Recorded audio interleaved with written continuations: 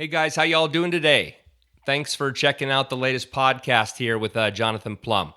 Before we get going, I'm going to do something very different today, and that is I'm going to share a little bit of my heart and soul. A lot of people would probably think I'm ripping off other podcast artists out there like Mark Maron or the like, but the reality is I felt this was really important for me to do because I haven't been quite truthful to myself or to you, the listening audience. And what I mean by that is the last 4 podcasts that I've released haven't been truthful in the sense that I think I've cut myself off a bit at the knees. I've been a bit afraid to share sort of the real version of me, right? And so instead of being in part of a conversation, it was more like a question and answer round.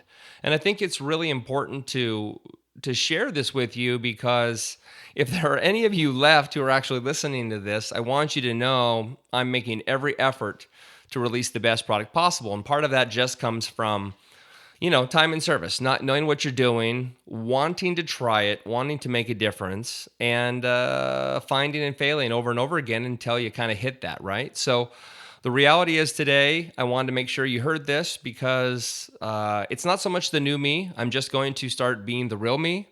And, part of the concern, I think, was maybe not necessarily having the vocabulary of my guests, but 2, maybe a bit cautious that I would say something that would offend somebody or some worry about, being politically correct or using a swear word, dropping an F-bomb, et cetera, et cetera. And the fact is, I'm a human being, always will be a human being. And what you'll have discovered over these podcasts is I think it's evolved a little more, and it's a lot less, again, question and answer, and it's more conversational, and that's definitely the goal. That's what I want this to be. And so thank you for sticking with me, whoever's still here. I'm really, really appreciative of that. I very, very honored by the amount of subscribers and amount of downloads we've already had. It's pretty extraordinary for a little guy out in North Bend, Washington. But man, thank you so much, guys, and stick with me. I guarantee you this is going to get better and better and better. And today's podcast is absolutely no joke. Today's podcast is Jonathan Plum. Jonathan is a good friend of mine. We've known each other for almost 20 years. And Jonathan found my band back in the late 90s, really dug our sound. We were very fortunate to have just 5 really great players in the band. And Jonathan took us under his wing and did a pre-production demo for us, and then took that to Rafe Parashar at London Studios, which now Jonathan owns, and got us in this sort of mini development deal. And it was a really neat time, really exciting, very, very encouraging. I was 33 and I was thinking like, oh man, I'm finally going to make it. I'm finally going to quote unquote get famous and break into the big time.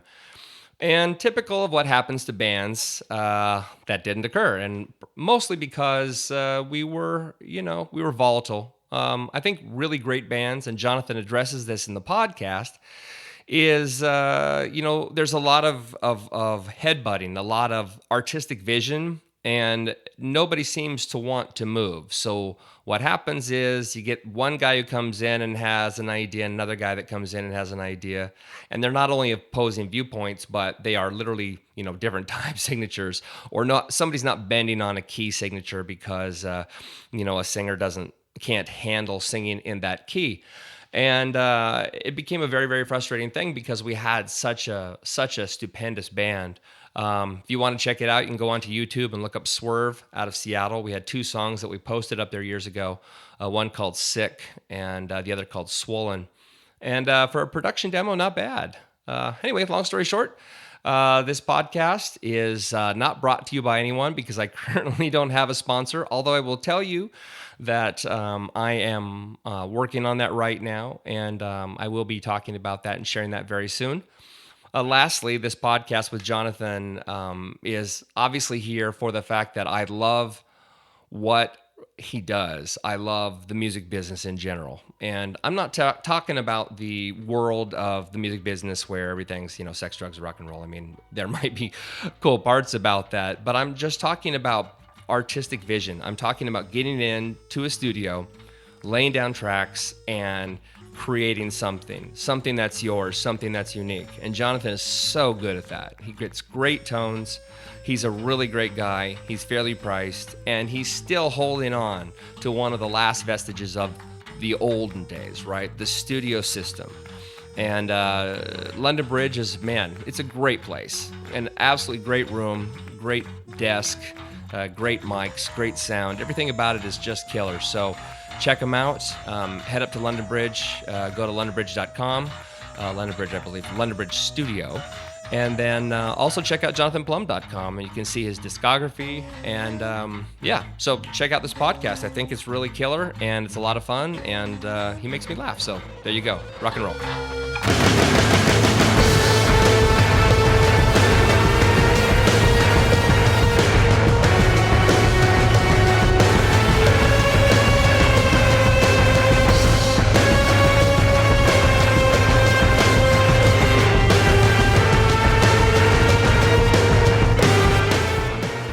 We rolling? We're rolling. All right, cool. When we stomp, I think we get a little boom, but Yeah, that's if you cool. roll off a little low end there, or yeah. shelf. Do you have a shelf on that bad? Probably, but you're a stud. Oh, look at you! Jeez, That's 100. this is what I pay $400 for, right? The low cut. That's what it says. Oh, okay. Well, no, That's right there. I knew. Look. Okay, everybody's gonna hear this. I knew that was there. I'm not gonna lie. You know what it was. I didn't really know. Well, I didn't know it would do that. Yeah. I thought it was literally just for the guy who eats the microphone guy, right? I had no idea. Yeah, because the 100 hertz and below isn't in it part of the human voice, anyways. Right. So it's really just Unless you're Barry White. right. Yeah, exactly. Well, this is killer. You stuck me in front of an SM7, so I already feel like a radio host, so it's good. That is the classic radio host microphone for sure. So this is great, man. It's been a long time. I've known you for far too long. That we should have done more together. I mean, I think it likely could be 20 years, which is crazy. Yeah. It doesn't feel like. Do you remember how we met? I'm not even sure. It was. I it- assume it was through Tim, but actually I don't know. No. It was what was the first Swerve with Dave? Was it Swerve and Tyler Rygmyr? Because Dave was in Right. Swerve, Right. The guitar player. Right. Which, passed passed away. away, Oh yeah. my gosh. So I think you must have been playing with him. Yeah, I was. That was a great band. Oh, It was thank the girl singer. Yeah, Ryan. Yeah. Yeah, Ryan She was- Rygmyr. She actually went to Nashville. And Yeah. so she left us because, she was probably a million miles above us, right? That whole thing. She had the look and she had the Yeah, sound. no, I remember that. It was very specific, right? And she took off, and she and her husband moved to the South, and then she joined like a top 40 cover band for country band called like Mustang Sally, I think. Yeah, this was still like 20 years ago. Because I remember This is a long time that- ago. Yeah, that shit happened. Yeah, it's amazing. Yeah. And then she got a deal with Arista in Nashville, and she released one. I think she released one album. I know she did singles. Yeah. And they were released to country radio, and I think she was even in the top 40. Really? Yeah, it was crazy. She released 2 songs that were just gorgeous. And then now she's a real estate agent, very, very successful real I estate think agent. I think I'm friends with her on Facebook. I know she's got kids now, and Yeah, she has twins too, okay, cool. so we're weird. So yeah, we did Swerve. That was we recorded part of it at Dave's house. I remember. Yep. And The loudest Avast. guitar amps in the world. yeah. No, and we recorded some of it in my basement. Actually, I think we did vocals in my old house on Green Lake, across the street from Blanchett High School. That might very well be it. I remember we came here to London Bridge. So Did we track? We're here at London Bridge, folks. Did we record that at London Bridge? We did. We recorded the drum tracks here. So Okay. you stuck me on a click. This is way and- before I owned the studio. Yeah. This is like So this is when Rick owned the studio. Yeah. So this is late 99, I think. Okay. So yeah, we recorded the drums to 2-inch, and then you bounce that down to Pro Tools. No, I didn't you? have Pro Tools then. No, I had a Tascam. This is very embarrassing. It was a Roland 16-track digital thing. Oh, That was like the new technology. And it wasn't Pro Tools. okay. Yeah, and I remember for that project I bought like a fancy converter because those converters sucked. But no, I recorded that on this little machine, and then I think I dumped it down to 2-inch. I Okay. know we mixed it at Avast. Remember that? Yeah. So I remember this. I mean, not that the podcast listeners really care about technical data from recording a record that never got released. But we recorded the drums here. So we did 3 tunes, and then you did all the guitars. Was it just 3 songs? We did 3 songs. I still, I mean, I have them. I posted It's them on YouTube. I've seen it. Yeah, oh, yeah. God, they that's sound good so stuff. good. Like, I mean, they would be famous. They would be famous if we had gotten, at the time, label support behind it.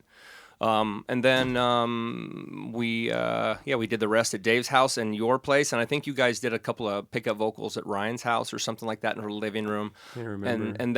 And then you mix it at Avast, and we never mastered it. That was the one really? thing we didn't do. Huh. So we mix it there, and then you guys like self-destructed. I remember shortly after that, which was super sad. I should say so many great bands. So many bands. I mean, Dave went on that Kuma record. That's one of my favorite pieces of stuff that I've ever worked on, and they self-destructed pretty quickly after that too. It's weird how like the more creative, I've just recognized this over the years, like projects that are more challenging to work on, right, where you have opposing opinions and clashing ideas and stuff like that, usually turn out the best because people are fighting for their creative ideas. And I mean, I feel like that Kuma project was filled with that. Like we just fought the whole time, but it turned out so good. And they just like self-destructed within minutes after we finished it, which was like, they were like an emo electronica band, right? But they had that sort of aspirations of a Pink Floyd. But the problem is they had the Pink Floyd dynamic, right? These opposing viewpoints that were significant. I mean, Dave, God rest his soul, was. He was funny and brilliant and a great player, but he was also very strict about his ideas, and he wasn't really willing to. I don't want to use the word compromise because I get the artistic integrity thing, but he wasn't willing at all to really listen to other opinions. And I think he and Bre, the lead singer, they were close, but they were kind of too intimate. Yeah, they had two opposing things, which again, it was like the Lennon and McCartney thing. It's like that's what made it so good, is they both like fought to bring their creativity thing, and eventually it self-destructed. Yeah, it's too bad because they were extraordinary live. I mean, my God, did you ever see them live? Oh yeah. Oh, I actually was going to play drums with them because when I first saw them, they were a 3-piece without drums, and I saw them at the Crocodile, and it was like a really good show. It was on a weekend. It was a big crowd there, and they're like up there rocking out with guitars. In the corner, there was like a drum riser with like drum mics.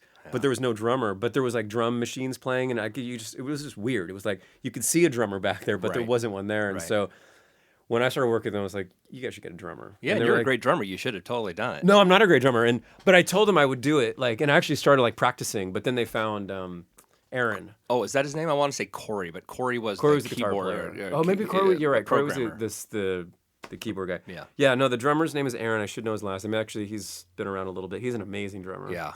Yeah, he's really good on the record. The one that I've heard, I can't even remember the name of it all of a sudden. Yeah, we should look his name up. But anyways, he's great. All right, so let's get to the so let's talk about you studio stuff. So yeah, what do you want to talk about? Well, I mean, look, you're kind of a walking historical epic. That's how I see it. No, I mean, I know you're laughing about it, but I really feel fortunate to know you. You're this sort of icon, and you don't necessarily get the recognition that a lot of the other guys get, and yet you've produced this wealth of incredible material. You've been responsible for a lot of stuff we've heard on the radio. I don't know how many times you've been asked about Blind Melon or Candlebox or obviously Pearl Jam, Alice in Chains, a lot of the bigger stuff that came out of this studio years ago. But whether you were assisting or engineering or producing, you've done a lot of stuff. And anybody who looks you up on AllMusic goes, holy crap, Jonathan's been there. So I'm kind of curious. I mean, we'll get to London Bridge, and I definitely want to talk about the studio. Sure. Everybody should record here because the sounds are killer here.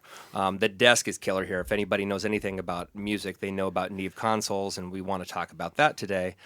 But if you don't mind, just give us a brief, how did you get in the business and why did you get in the business? What drove you here and how did you end up at London Bridge? Sure. Okay. So nutshell was I was 15 taking guitar lessons from this guy, Rick Knotts, from the band Rail from the 80s. Oh my if anyone gosh. remembers that. Hello, all you people. Yeah. Right? They're still playing. They're actually back together now. So good. But Rick Knotts was teaching guitar, and he was very smart and booked 3 hours of studio time at Triad, which is the Redmond studio, which is now closed, for all students. And I just sounded like a cool thing to do. It was like $40 or something. All his students pitched in, and he bought some studio time. It was like a workshop for all his guitar instructor or his guitar students, which was really cool of him to do. Like, it was like this extracurricular thing he brought to his students. And I went in, there was like about 20 kids. We sat in the control room at a Triad, and Tom Hall was the engineer that he had hired. And he just did some overdubs and was explaining how the studio works and studio etiquette and all this stuff. And I was, I think, 15 or 16. Wow. And I just was like, I didn't know anything. And it all blew my mind. And everything about it just like resonated with me. The aesthetic of the studio, the gear, music, and how clear everything sounded. And I turned out I just really loved audio and loved when I heard what was coming through these speakers. It just sounded so crisp and clear. And I was just so fascinated by how cool it sounded. And again, I knew nothing about recording, but went home that day. I was like, that was amazing. I told my parents I want to get into recording. And so that was right around the technology of the cassette 4-track. So I think for that Hannukah, my dad got me a cassette 4-track, and that completely like Hannukah altered my. I'm sorry, that's hilarious. No, that's what it was. I was like, no, it's Yom Kippur. So that Hannukah, my dad bought me a Tascam cassette 4-track, which was kind of a new technology. I think maybe 5 years before that you had to have a reel, but they were now cheap. Right. And this idea of overdubbing, and I was already taking guitar lessons. I wasn't a great guitar player, but I got really fascinated about like layering, and I just went nuts on this 4-track, which turns out was a really cool time to be, because it's like the Beatles thing, like the Beatles did all their recordings on 4-tracks, and I was a kid basically doing what the Beatles were doing in my bedroom when I was 15, because I only had 4 tracks. Right. So I would fill up 3 tracks, submix them down to 1 track, and then add more tracks, and that's exactly what the Beatles were doing. And I had one book, it was like techniques of recording or whatever, and I just was obsessed with it. Anyway, so long story is that I basically got really lucky in that I found a passion really, really young and had the tools and had the support to like, pursue it. Right. And so my parents were amazing, and they helped me. And so like in my bedroom growing up, actually I moved into our playroom, which had a big walk-in closet, and I soundproofed it and started having friends over and bands. And by high school, I was recording friends' bands for money. Wow. I was the only guy in town, or in my school, which was a big school in Newport High School in Bellevue, and I was the only kid in town with a recording gear, and so I recorded all the bands and started actually getting work like really young, like 16, 17 years old. So yeah, I just had this huge advantage of knowing that young what I wanted to do and pursuing it. So I went to college. I went to Central Washington for a year, but already knew, like I had already been working in studios at that point. So I was going to go to Full Sail, which was like an accredited bachelor degree in recording arts, which was the first and only school at the time in Florida. That was my plan. So I was just sort of like getting my, the general credits out of the way, and was going to go right there and get in the recording program. The prerequisites. Yeah. Okay. But in between, I think it was with year 2, I went to Central for a year, then I came back and went to Shoreline Community College for a year, and they have a nice recording program there that I was in. Oh. But the whole time I was already working in studios, and I happened to be working in this 8-track studio downtown. I actually helped them build. It's called Studio DR, and it was a cool space. Yeah, totally. But I started doing a bunch of recording there, and I did like Paisley Sin, and that was one of the bigger bands we did. A band called Dirt Love Injection. Okay. Actually, which that guy, Don, the singer, just surfaced in my life, which was strange. Anyways, and then I met Peter Barnes, who was working at Music Source, which is a bigger studio in Capitol Hill. And Peter was there was some connection there, and they introduced me to Peter, and someone said, you got to check out this young kid. I mean, I was probably 19 or 20 at the time, and I had an interview with Peter up at the Music Source, and he offered me a job. He wanted to offer me a job, but it turned out John Goodmanson, who's another like really local successful engineer producer, got the job before I did. So I didn't get the job, but actually it turned out to be a blessing in disguise, because what Peter did for me was he gave me like 5 hours of free studio time to learn the room. And so I basically I learned the room and started booking time. They had that was the kind of studio where they had they were like commercial day rates, and at night it got really cheap. So after like 10 o'clock at night, so I would do like shifts from 10 at night till like 4 in the morning. Which I think you still do, right? No, actually that's. Oh, really? Yeah, and that's like a commercial studio thing. Okay. Like we just do music here. So, but that gave me the opportunity to like learn the room, and I just kept working. I had clients at that point, so I was still sort of in school, not really caring about school, but like actually working, but not enough to like support myself. I was living at home still. Anyways, through the Music Source, I started meeting people that were going to London Bridge, and that was right at the time that the like Pearl Jam came out, and Alice in Chains and Temple the Dog, and all these like big Seattle records were coming out, and me and all my friends were like, we just took the city by storm, and we loved the way they sounded. Like that Pearl Jam 10 record, and particularly Temple of the Dog too. It just like I heard those drum tones, and it was like it just resonated with me because like we were coming from the 80s where the drum tones, or in general, like all the tones back then, where everything was recorded really big and over the top. And suddenly there's these records that sound really like natural, and you could hear the room. Like you listen to the Temple of the Dog, and it sounds like a band in a room, and you hear all the space and air around the drums. That's natural. It's not affected. It's not over the top. Right.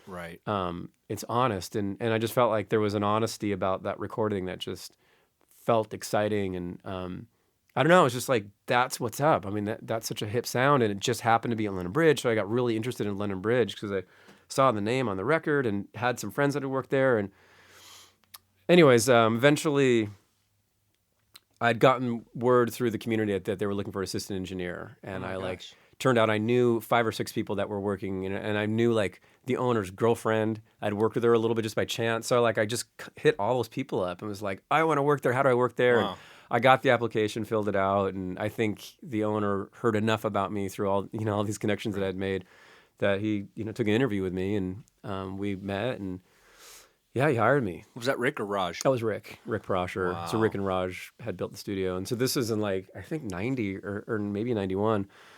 And he hired me, gave me a 3-month, what do you call it? Internship where I didn't get paid, but it was like, they were gone most of the time, so he just gave me keys to the studio, and it was a really amazing time because I would just come in.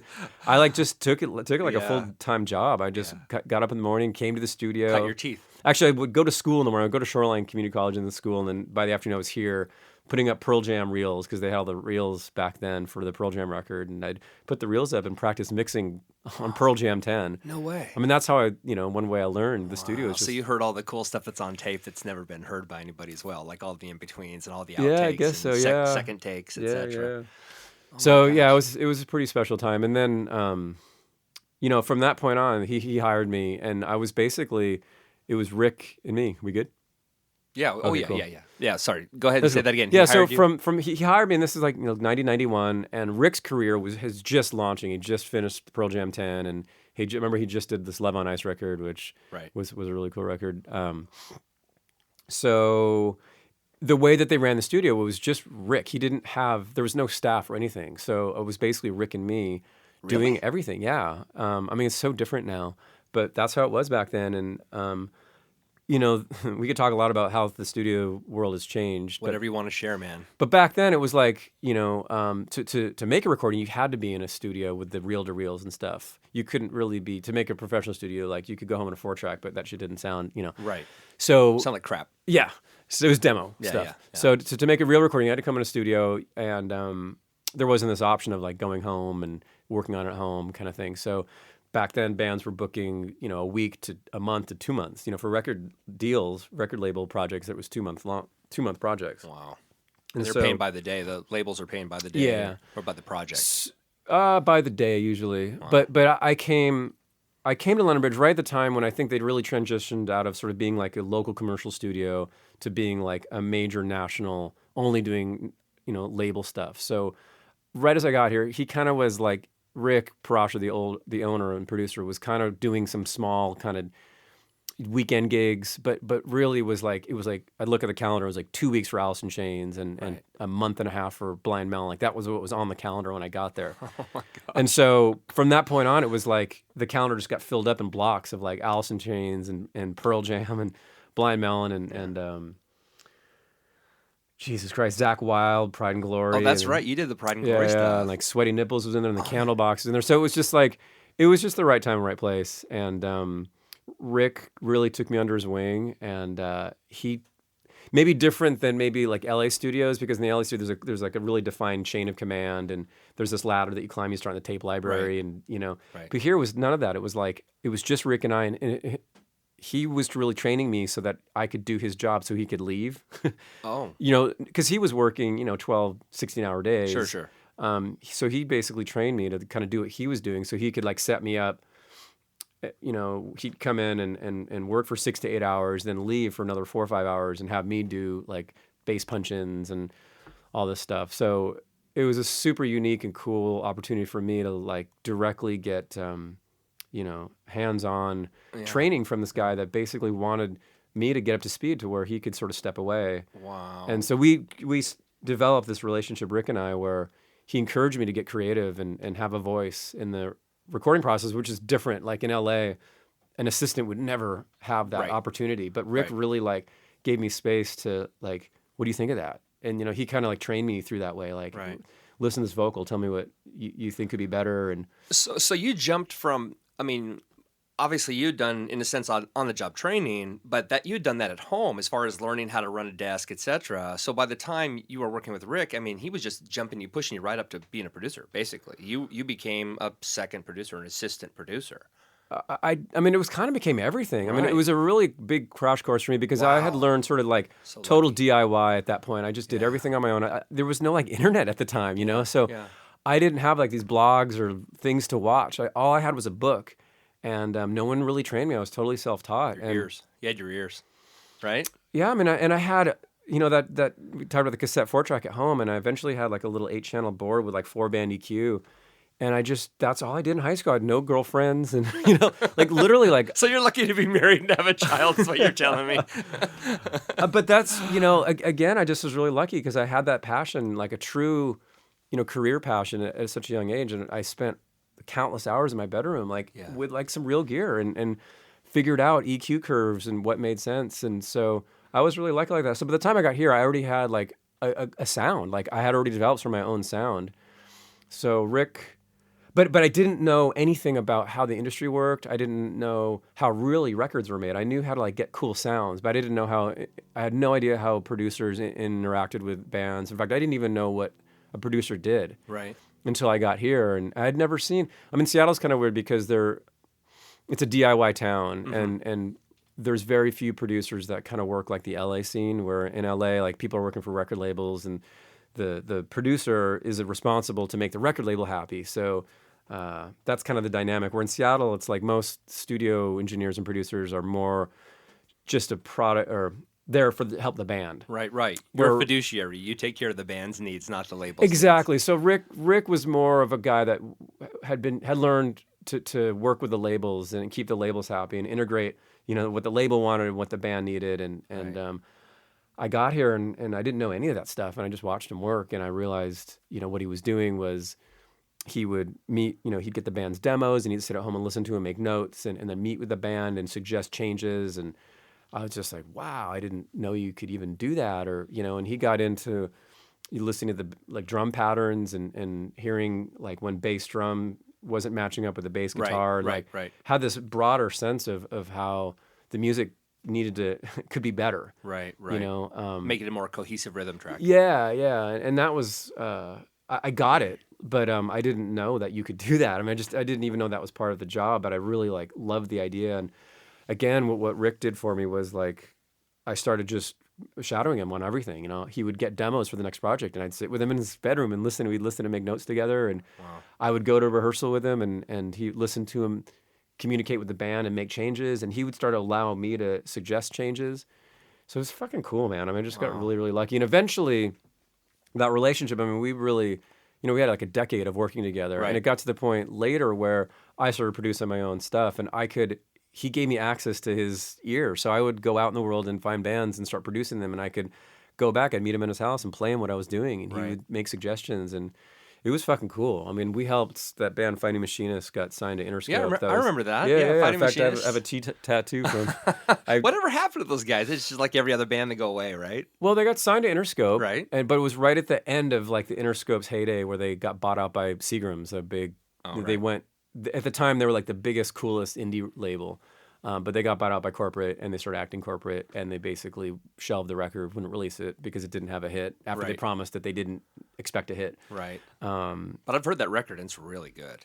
Yeah, you did a really good job. Oh, cool. Thanks. Yeah. So they basically the band chose to leave the label, and they just never got signed, and they broke up. And now they're with the main writers of that band are with Brandi Carlile now. Oh, I didn't know that. Yeah, which you worked with Brandi, right? Early days I did a bunch of Brandi stuff. Wow. Anyways, so that's how I just got fucking badass hands-on training from this guy, Rick, and was able to like apply that to other producers and engineers that I worked with here. Right. So it was. And Rick passed away 2 years ago, right? Yeah, 2 summers ago, I think. That was just shocking, man. Just suddenly, like a it was embolism or something. 50 at a brain, or not a brain, a blood clot in his leg. Oh my gosh. You know what's interesting about your story, Jonathan, and I didn't know this, is you were basically the little kid. So you were like Jimmy Fallon. When Jimmy Fallon was a kid. Yeah. I was right? super young. Totally. He had aspirations of being on Saturday Night Live. Right. He saw that thing. He said, "Man, dude, I want to be on. Someday I'm going to be on that." And it's funny. You listened to these recordings, and you said, "I love this. I love the tone of that room," which is interesting that you have a record label, right? London Tone, right? Oh, yeah, but the fact is you love the tone of that room downstairs. That's right, yeah.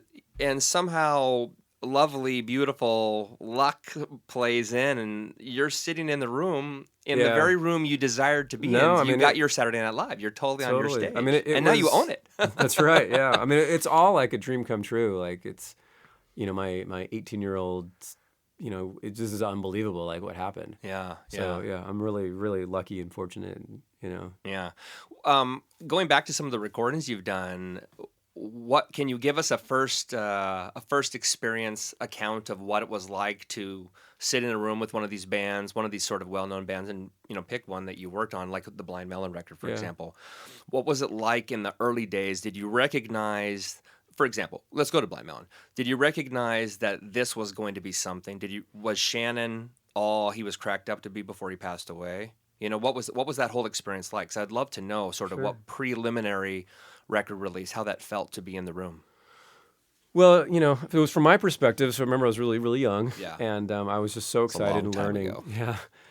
But not so much that it was a long time ago, but that I literally was a young person. And I was like a young 20-year-old. Like, I came from Bellevue, was very sheltered. And so I didn't have a whole ton of like life experience. So I was pretty wet behind the ears, really. Mm-hmm.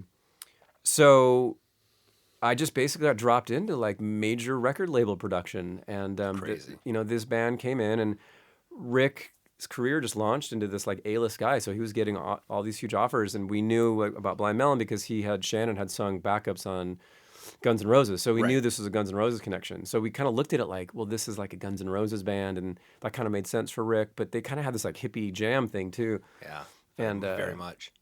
Yeah, they came from Mississippi, and they were just the sweetest boys, and we made a fun record. And I mean, I just didn't, I had no perception of the industry and how it was all working in the background. I just knew these guys came here and they made this record, and it didn't sound relevant to the radio, what I was hearing on the radio. I didn't get it really. I mean, I thought it was cool, but I was like, I don't hear like hits on this record. Like, this is cool stuff, but it doesn't sound like Pearl Jam or Alice in Chains. But what I learned as it got released, the label knew what they were doing, and they packaged the songs. They did that No Rain, which huge record, still a huge record, still in that huge song, and that in my mind when I heard it was like a little ditty. It was like, in fact, it was one of the last songs recorded, and it wasn't the original recording didn't have drums on it. Actually, that was an experiment of just like, I wonder if we should put drums on this, and they did. Maybe it was like Rick's suggestion or something, and they're like, we're not sure, and they left it on. And a little side note there, that's me and the drummer snapping. Oh, on really? No Rain. Yeah. Ladies and gentlemen, Jonathan's. Yeah, no, that's one of my secret claim to fame. That's right. Yeah. Oh, that's so cool. But I learned a lot about what was happening in the background on that record, and that the label did create a hit, and marketed it properly, and it became a hit. And what was a little twisted for me, it was like that was one of the first things I worked on, and then after that was like Alice in Chains and Candlebox, and like everything we worked on in that era became hits. Right. And I was like, I can do this. I mean, I see what everyone's doing. You get the band in, you tell them to play it again, you tell the drummer to tighten up a little bit. It's just like, I got it. I can do this shit. Did you ever feel like you were in the middle of a movement, though? Were you ever starstruck, or was it just, this is just totally, work? Dude. Pearl Jam was one of my favorite bands at the time, so I got to work with them, and I was just in heaven, man. Yeah. I mean, I was nervous and excited, and it was surreal because I love, like you said, I love the sound of that room, and here at London Bridge, that room is so distinctive, and particularly with the drum tones. And I had been obsessing about those drum tones, and to finally be in the room and having this moment where I was with Rick, and Rick was like showing me his setup. He's like, we put the mics here, and I got to ask him questions like, well, how do you get that room sound? He's like, well, it's these two microphones. And I remember the first time being in the studio and putting the faders up to those two room mics and going and hearing that sound, right. And it was just like unbelievable. Like, I've like landed. Like, this is it. I'm gonna learn to do this shit. And yeah, it was. Yeah, it was surreal. Are those 2 room mics secret sauce, or will you tell people what mics you're Oh, using? totally, dude. It's super simple. I mean, it's the room. They designed the room so well, but typically it was 2 U87s. Wow. So it's a big rectangular room. The drums are in the end on the brick. Right. And then there's a brick wall in brick the wall, studio. yeah. And it's bright. Sorry. And No, it's okay. The room mics were at the other end of the room, and everything else was close mic'd. All the drums are close mic'd. So you in the control room, you're listening to the close mics of the drums, and then you bring up the faders of the room mics, and it just creates this big open natural reverb that I'd never heard before. I'd never recorded in a space that had natural room like that before, and it was just like the most beautiful like reverb you could ever imagine. But it was natural, you know. And you can't recreate that with synthetic reverbs. Yeah. So I think that's, we could talk about Technical stuff. Lennon Bridge and why it's such a good studio, and it's an amazing studio. That what I learned over the years is like that room and the board, it has the ingredients of what records sound like. Right. Just records have that technology. That board is famous because so many records have been made on like that kind of board. Yeah. So just right away the tones sound like, you take a cheap microphone, run it through the board, it sounds like that's what I hear like Stevie Wonder records sound like. Right. Because it's the same thing, Right. And then that room is big and open and distinctive, and it just sounds like a record. Yeah, that's awesome. You guys have downstairs, for those who don't know, London Bridge is one of the few studios in the world that has a Neve board. And I don't remember his first name, but you maybe want to tell the story about the Neve. But Neve boards are well known for being the warmest, incredible. I mean, you name one great record in the world, and it was probably recorded on a Neve board, either here or maybe at Sound City in LA, right? Like Fleetwood Mac. I mean, all that stuff. So yeah, give us some insight into the board and what you guys have done, because you recently had a Kickstarter, I think. Yeah. I mean, so to me, like the interesting discussion to me around this is sort of what's happened to the industry as a whole. The music industry, I don't think I need to tell anybody, but it's like it's gone through massive changes with basically the fact that it's the music, our society, unfortunately, has completely devalued music that people don't expect to pay for it anymore. So bands have completely lost an entire revenue stream of selling CDs and records. Every generation before ours now don't expect to ever pay for music. It's all free. So that's drastically changed how the music industry works, on top of the home recording, where now any musician with a laptop can make incredible recordings at home. So those two combinations have totally changed what recording studios look like and work. And, for us, this large format recording studio, many of them have gone away. So let's see. So with the Neve board, it's this classic. It's basically like an old classic Cadillac, and it's just like made in an era where shit was made. It was handmade. It was under incredible like high conditions, craftsmanship that high tolerances. Yeah, you couldn't afford to make it like that anymore. Just like anything else, like old cars or old, like old guitar amps that they just have the sound. Right. And so the Neve is that way, and it just turned out to be historically a classic board that more records were made on that board than anything else, and so our ears are sort of orientated toward that sound. And it's a 40-year-old board, and over the years it's falling apart. And it's incredibly expensive to work on because they don't make these parts anymore. And it's not like you can't go to Radio Shack and buy them. So things have to be fabricated, and it's incredibly expensive. And so for us, this is maybe 5 years ago, we were really looking at some serious decisions as studio rates we're, unfortunately, like the studio probably makes half of what it made in the heyday. Mm-hmm. Actually, maybe less than half. It's a totally different business now. And so, more or less, we're just trying to stay open, and we have this incredibly historic Neve board that, we look at it as like a community service. Like if you're a local Seattle band and you want to make a real recording you want it to sound as good as like your heroes, like Alice in Chains, you can come to the same studio and you work on that same gear and get the same sounds on that board. Yet we can't really afford, we were projecting out 5 years, like we're not going to be able to afford to maintain this thing anymore. Because we're not making, the studio just doesn't, we can't charge that amount of money to sink in. So anyways, we were going to sell it. That's like, we didn't really have much of an option, and we said, fuck that. Let's figure this out. That's a good answer. Yeah. And so we launched a campaign and to sell plaques on the back of the board. So we took the back off of the mixing board and replaced it with the plexiglass, which is really cool because you can see through it. You can see all the electronics. And we're selling for $300, we sold plaques. You can put your name or whatever you want to put in there. And there's like, I think 300 spots. And we've sold, I think, a quarter of the spaces, which was enough. I'll buy one. We're still selling them. Yeah, we have lots to go. Yeah. But what we... I want a big one. I want like 10 spots, right in the middle. We'll sell it, man. But what was awesome about that is it gave us enough to we found a company that refurbishes the gear to back to spec, basically. So that all the parts that were failing or potentially failing got replaced. It's all the mechanic parts, the plastic parts. So we sent it off to them. They refurbished it with all new parts. So it doesn't affect the sound. It's the same sound, but now all the mechanics are working. Hopefully, we'll work for another 20 years before we have to start maintaining it again. Yeah. So, but to me, it's just an interesting story of like this is what this is where the business is at. It's like a studio like this has to kind of reach out to the community for help to maintain something that this historical legacy, to be here, and it worked. So we feel really good about, the community did sort of step in and recognize that there is an important asset to the studio being in this town, that bands can still come to a facility where there is that gear. So bands still have the opportunity to make professional sounding records that, like their predecessors. Yeah, so you guys don't have, like in the old days, in the early 90s, as a joke of the old days, you don't have, so labels don't really... They don't operate the way they used to, right? They're not fronting $2 million to do a record. I think the industry's a little bit, but not really, like maybe like a small fraction. Like yeah. And it's really like, because Seattle's always been on the fringe of that stuff anyways. So most of that big label stuff has just gone away. Right. We get a teeny bit of it still.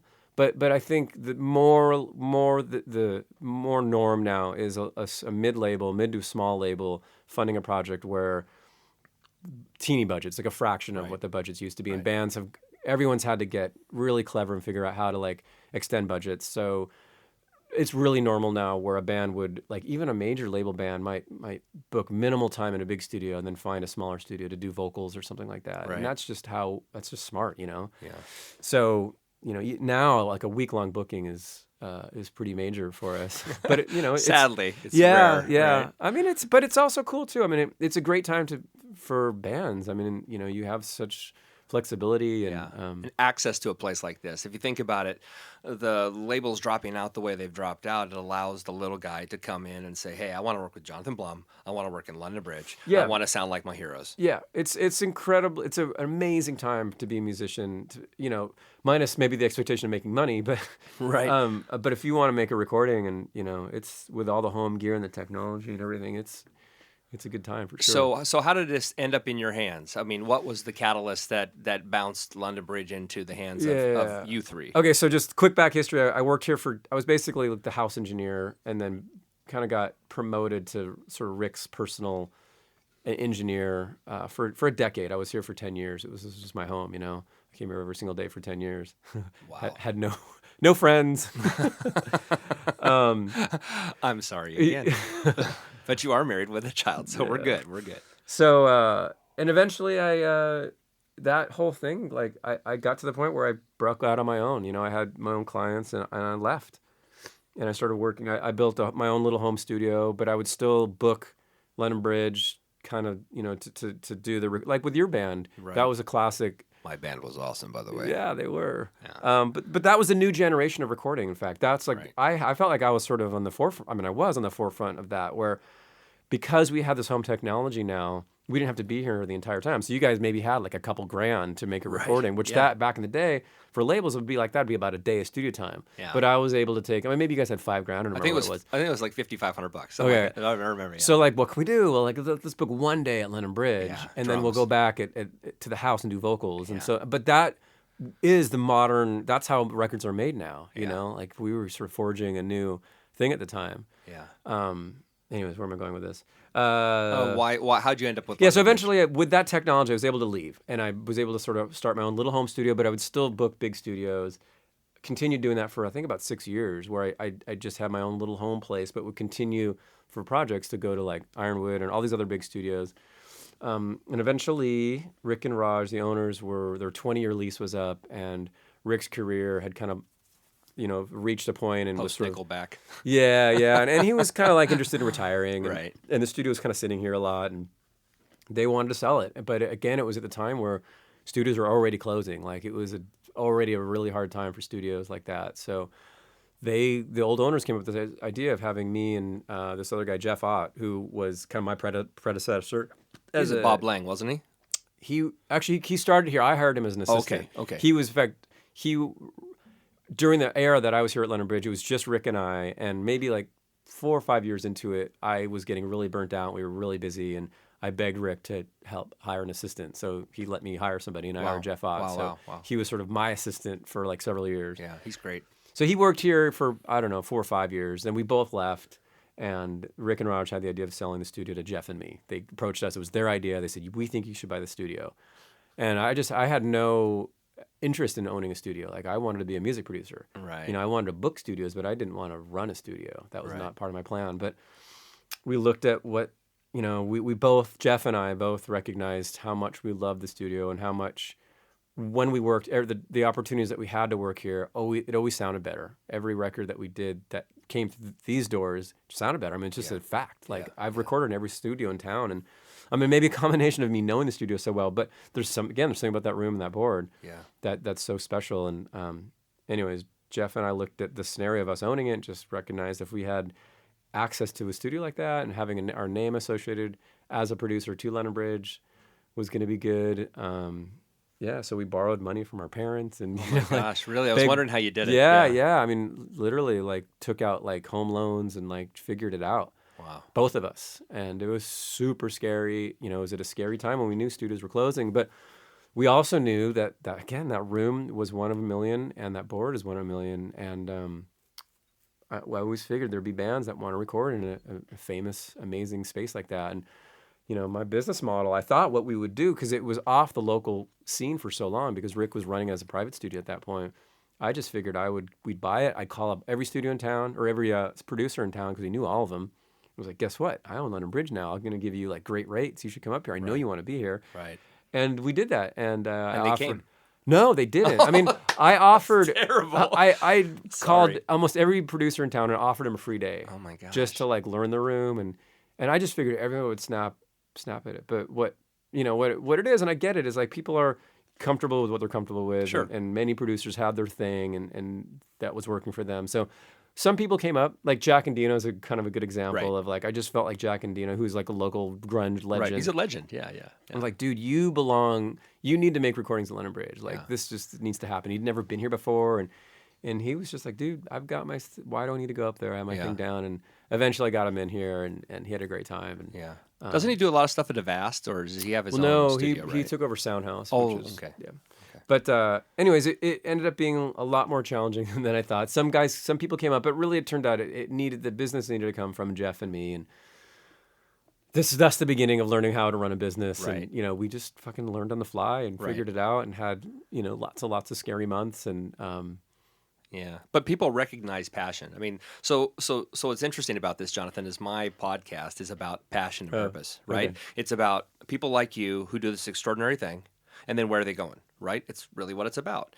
And it's interesting to me that you went through those scary months, and you picked up this thing. It's an albatross in some ways, right? Some people would say, "Wow, this was a massively foolish risk," and yet. Yeah, most people would say that. Right. But yet you've not only survived, but you've thrived. Now, granted, thriving within the music business today is a sideways endeavor, it seems, at least from what you're sharing. And I'm not asking about your financials, but I love the fact that you've fought it off and you continue to be here. You've got a killer room, and I'm recording you right now. And to me, this matters a lot, right? I want to promote everything that you personally and this studio does, because I believe in the room as well. Right. When I recorded here with Swerve, and then a couple sessions later, the one thing I always heard over and over from everybody, even if they didn't like the material I was recording, was, holy cow, listen to those drums, man. Right. Like just the natural resonance came out. The room has this beautiful almost like gated echo to it. It lasts just long enough, but it doesn't sound like you're recording in a bathroom. Right. Yeah, it's really musical. Right. It's really musical. It's a very round tone room. And with the increase in the change in technology where digital sound waves aren't as square as they used to be, right? Where there's just a lot more quality to them. It sounds beautiful. And the fact that you got a 2-inch Studer downstairs, you can still record tape. My gosh, guys. I mean, anybody listening to this this podcast, and especially if you've searched it and you've discovered, okay, I'm interviewing Jonathan Plum, who's been a part of all these recordings, you should give the studio a call, because this is an incredible place. I mean, it's an incredible place.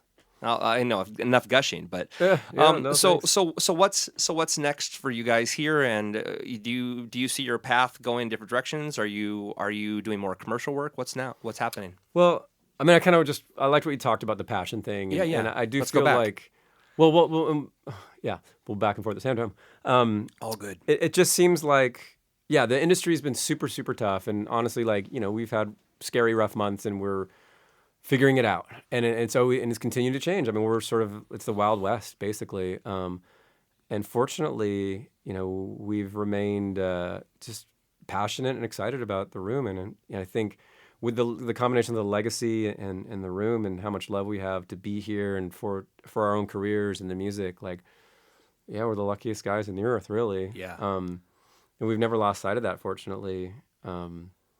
So we still have tons of energy to figure it out. And who knows? I mean, it's still changing, and we're still, I think we've remained flexible enough to, like, change with the industry. I feel like our older generation, like where Rick and Raj came up, or anyone before us, we're really, like, rooted in the old industry, where we were young enough and flexible enough to be, like, not needing to operate that way. Right. Maybe even foolish enough, right? Absolutely. Yeah.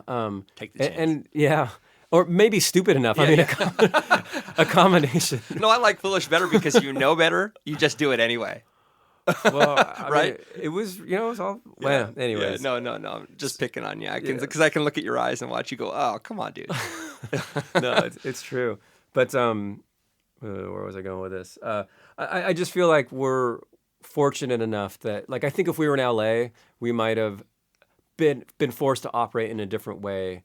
Like, probably our rent would have been much more expensive, and we might have relied on that industry that kind of died more. We're fortunately, because we're in Seattle, we're in this DIY town, and it's always remained DIY, and our bread and butter has really just been local bands. So when the label thing comes through, it's great, but the label thing goes away, and we still have work because we've been able to operate that way. So if we were like a majority label studio, we would have been in trouble a long time ago. Right. Like Sound City, right? They just got clobbered. Yeah, I mean, I think a lot of any studio that relied entirely on label work would have long been closed by now. Right. Unless you were like, there's a handful of major ones that get all the work now. But I'd say, I don't know the numbers, but a big wide majority of those major studios have all closed. Right. So in a bunch of what's happened, most of the studios now have been bought by producers, which is exactly what we've done. We're active, all 3 owners now. We took on a new owner about 3 years ago, a third partner who's also a producer and engineer. So this place is completely run by 3 producers and engineers. That's a guy I met downstairs. Yeah, Eric Lilavois. So it's Geoff Ott, Jonathan Plum, Eric Lilavois. Jonathan Plum, ladies and gentlemen. But that's a unique, relatively like new thing in our industry too. That studios traditionally were owned by business owners, and now traditionally they're owned by music guys. Yeah, I mean, you're an artist, right? And yeah, and that's a weird challenge for. In fact, I mean, we're constantly like growing as a business, and at least speaking for myself, like I don't know anything about business. I have no business background at all, and having to like learn this shit on the fly. And, oh man, it's wild. So where do you see it going then? Well, I mean, it hasn't changed. I mean, we've tried many things. We did this London Tone. We started a kind of a music group label, which was super fun and cool. I guess I don't want to talk too much about it. That's fair.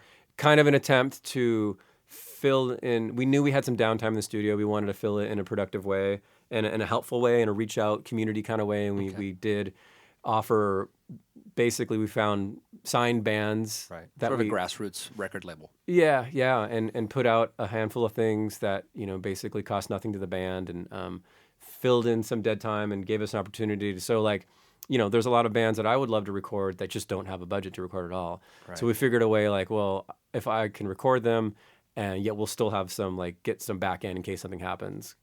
Is that the 52 by 52? Yeah, well, London Tone. It's called London Tone Music, and we did a campaign called 52 by 52 where we signed 52 artists over a year, a week.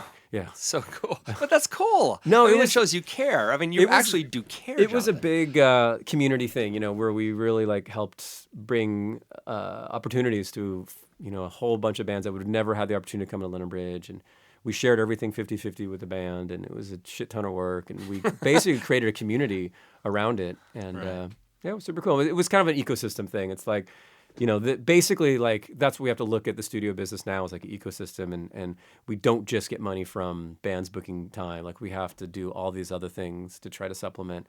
That's just where it's at now. Right. So do you get hired to, as a producer, do you end up going to other cities? Do you strictly work out of London Bridge?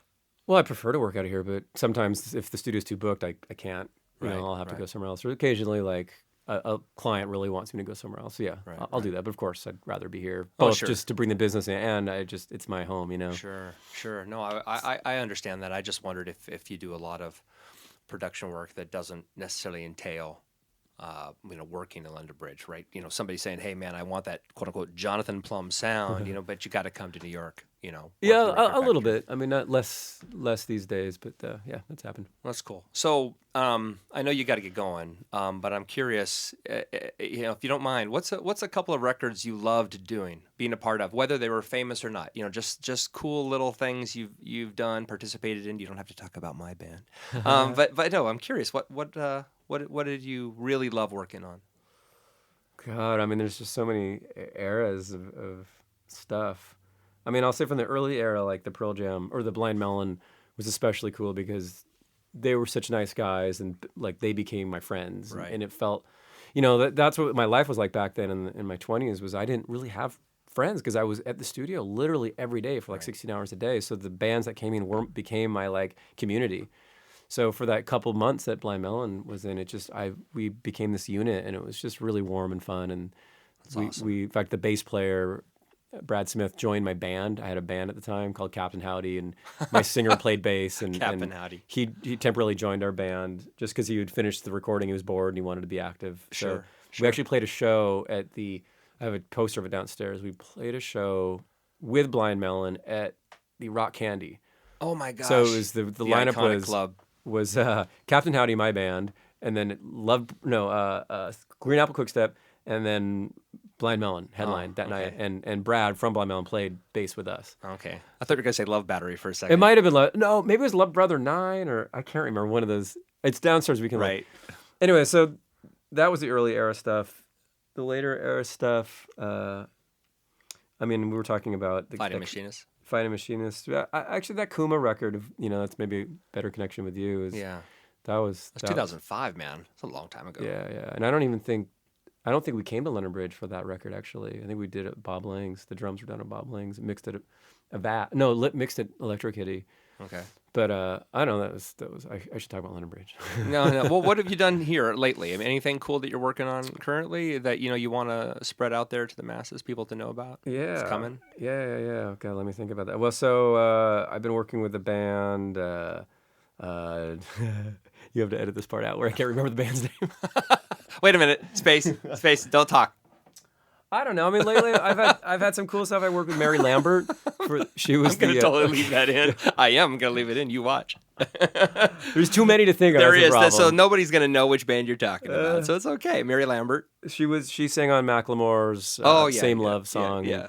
She, bands like Brandi Carlile. I worked with a bunch with Brandi in the early days, and those standout artists where I think historically I've worked with a lot of young bands, like young bands that are just cutting their teeth. I feel like I'm really good at that. And some of these bands I've had the opportunity to just go back and watch their careers unfold. And like Brandi was one of them where in the beginning, she showed talent but was rough. And over the years, I got to work with her and see her get better to the point where she really, was at a top level. And to get to work with that top tier level of artists is just, it's something so special and different. And those are the days that I know, like, I'm experiencing something that very, very few people get to experience, to sit in a room and hear like that level of artist. Yeah. Yeah. It's really special. When you know that's the legit thing. Right? Yeah, and it's so different too. Like when you're an artist, musician, you know what it's like, and you're a good drummer. You're a really good drummer. But thank you. Did you guys hear that? But thank you. I've had opportunities to work with drummers that have done nothing, like Matt Chamberlain, or does nothing but craft their art for 20, 30 years, or like basically at the top of their entire field, and it's so special to work with those people. Yeah, they're not just great players, but there's that intangible, right? Yeah, they'd be on an NBA team if they were. Yeah, essentially, yeah. So they're really good. And then like Mary Lambert was another one of those. She started out young and rough, and I got to watch her get better. And that's cool. That's cool. Days like that, those are good days. Well, so I know I need to let you go, but before I let you go, feel free to promote. Like what are you doing right now? What are you looking for? How can this podcast, help Jonathan Plum and London Bridge, if anything? Well, okay, so the Neve board thing. If anyone's interested in finding, like, basically you can have your name engraved in this plaque, and live forever inside the studio and support. Support the legacy that board is, and so you go to our website, check that out. What's the website? Is just LondonBridgeStudio.com, okay. Or just email us. I'm not sure. We just have a brand new website right now. Okay. And maybe one thing I'll say to musicians is, people have this thought that London Bridge is like the biggest studio in town and it's way too expensive. So it's a counterintuitive thing, but we actually lose a lot of work because people assume we're too expensive, but and people want to go to their buddy's studio. But what we've learned is that you can go to your buddy's studio and you do one thing at a time, and you build it where you can come to a big studio like London Bridge and do it all at once, like you're playing at rehearsal, and in a fraction of the time, and it's going to sound better, and it's going to be cooler. Anyways, there's a funny balance there that it's worth. I've always thought it's worth coughing up, the little bit of dough to get into the real studio. And it's a little bit. It's a little bit. I mean, I'm not going to sell your product for you dollar-wise, but I mean, I've looked at your fees. Any band should be able to, put in $100 or $200 a band member and get enough time to make a recording here. So it's sort of like how you want to, if you want to make an investment into your bands, it makes a big difference. Right. And it's your product. And okay, so there's that. And then maybe as a producer, I'd say over the years, one direction I've particularly gone is I made a record as a musician with this guy, Rafe Pearlman, a local singer. We did a record called Dust and Gold, and it ended up being this. It's like my adult contemporary. Really good. It's really good. Have you heard it? Yeah, really, cool. Really liked it. I was hoping we were going to talk about that. Cool, yeah, I've got a copy there I can give you. Oh, please. But it's more like I was kind of a rock guitar player guy growing up, and I've always loved rock and worked on rock, but I've kind of like fell in this more adult, sort of moody, textural vibe that it's kind of beautiful and pretty and lots of swirly guitars and harmonies, and that's some stuff I've really enjoyed working on, and I've been kind of getting a lot more clients in that realm. So I sort of lived two lives where I love working with rock bands and hard rock bands, and that's like how I cut my teeth, and I'm really feel like I'm good at it, I'm efficient at it, and I love helping new bands. I'm really good at like coaching, and then I also love doing more of this hands-on playing and orchestrating, stuff like that. Yeah, I think you get really great tones. I think one of your biggest strengths too, that I remember working with you, was getting a vocal performance. Mm-hmm. When you worked with Johnny, my old singer, I remember, I really love Johnny's voice. He's got very much a baritone, and it's kind of grungy and chunky on the edges. And you worked with him in a way that really got the very best parts of his voice out there. So I would tell anybody listening that no matter what style of music you think Jonathan's best at, the fact is he can pull it all off, and it's really, really incredible stuff. You're gonna dig it. And in fact, I'm gonna make sure in the show notes on this podcast, I'm gonna link some of your work. I'm gonna link to my band as well, because I want you to hear that even back then, when it was pre-production material, really, because that's what it was. You were pre-producing us. Right. Because I remember you were, you'd brought us to Rick, and if taking us around a bit was. It was incredibly done at a pre-production level, right? This wasn't even labeled yet. That's right, yeah. Right? Yeah. And it was extraordinary. Yeah, well, So you got the ears, buddy. Yeah, thanks, man. You're doing a much better job selling me than I am. No. Well, that's the artist in me. Yeah, but see, exactly. The introvert. He's not an introvert, by the way, but he's just very focused. So, thank you, man. I appreciate this, and this was really killer. And I've never been upstairs before, so it was because when I was coming back here, Rick was up here, and he kind of kept everybody downstairs. Right. But I dig it, man. Thank you so much for this, and we'll get it out there. Okay. Cool. Thanks, Rob. Thanks, buddy.